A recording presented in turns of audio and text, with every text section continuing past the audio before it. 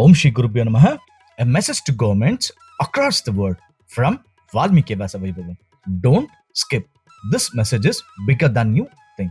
सोचिए, एक मुसाफिर अंधेरी रात में रास्ता भटक गया है। रास्ता गायब हो चुका है। जंगल बिल्कुल शांत है। हर दिशा एक जैसे लग रही है उसको। धीरे धीरे उसके दिल में डर उतरना लगता है। उस पल वो आसमान की तरफ देखता है। आसमान अद्भुत है। चांद शांत रोशनी से चमक रहा है। हजारों तारे अंधेरी रात में चमक रहे हैं। लेकिन जरा सोचिए, क्या ये तारे उसे बचा सकते हैं? वो सब तारे लाखों मील दूर है। वो दिखने में सुंदर है, लेकिन उसका अगला कदम नहीं दिखा सकते। उसका हाथ नहीं पकड़ सकते।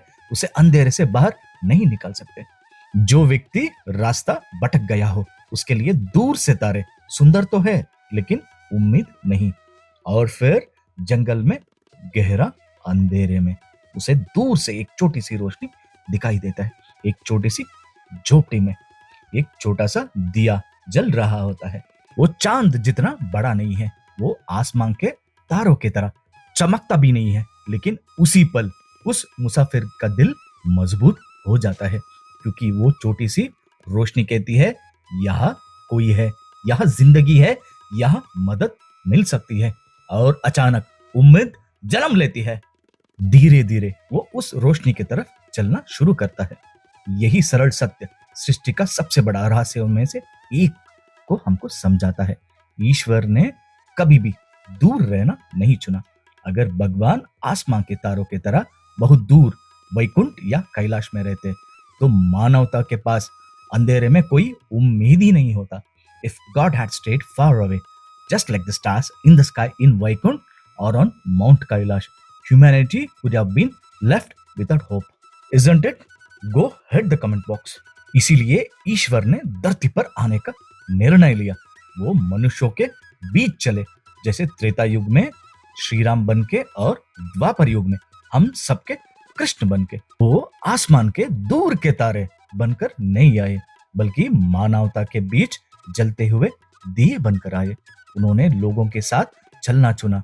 उन्होंने उनका दर्द सुना।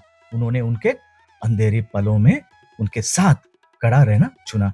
और यही बात हमें आज के युग तक ले आती है। अगर ईश्वर खुद लोगों के बीच चलना चुनते हैं, तो नेतृत्व को भी एक प्रश्न पूछना चाहिए। क्या शक्ति दूर रहना चाहिए? क्या सरकारें दूर बैठकर सिर्फ संसद और दफ्तर के कमरों में रहकर उन लोगों से दूर हो जाए जो तकलीफ में है? सही नेतृत्व कभी भी दूर के तारों की तरह नहीं चमकते। सही नेतृत्व लोगों के बीच एक दिया बनकर जलता है, उनकी परेशानियों के पास, उनके आंसुओं के पास, उनके जिंदगियों में। क्योंकि मानवता का दर्द शक्ति के दूर महलों से समझा नहीं जा सकता है। वो तब समझा जा सकता है जब नेता लोगों के बीच चलना सीखते हैं। इस सत्य को याद रखिए, आसमान हजारों तारों से बड़ा हो सकता है, लेकिन रास्ता भटक गया मुसाफिर उसे सिर्फ एक दिया बचाता है जो उसके पास होता है। इतिहास उन शासकों को याद करता है जो दूर से चमकते रहते हैं, लेकिन मानवता उन नेताओं के वजह से जीती है जो अपने लोगों के साथ खड़े रहना पसंद करते हैं। राम ने अयोध्या के दिल जीतने से पहले अपने शरीर और जितेंद्रियों को, अहंकार को पहले जीता था। और जब भगवान खुद मानवता के बीच चलने चुनता है, तो नेतृत्व कभी दूर नहीं रह सकता है। Which is been elected from us. ये एक विनम्र संदेश है दुनिया भर के सरकार और नेताओं के लिए। दूर के तारों की तरह मत बनिए जिन्हें लोग सिर्फ देख सकते हैं। उस दिए की तरह बनिए जो अंधेरे में भी लोगों के साथ खड़ा हो सकता है।